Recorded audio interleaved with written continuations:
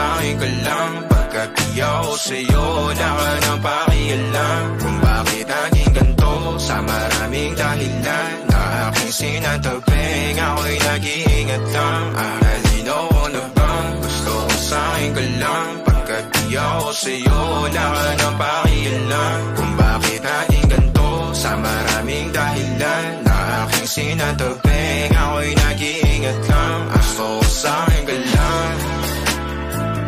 Gusto ko sa'kin ka lang. Gusto ko sa'kin ka lang. Gusto ko sa'kin ka lang. Gusto ko sa'kin ka lang. Gusto ko sa'kin ka lang. Gusto ko sa'kin ka lang. Gusto ko sa'kin ka lang.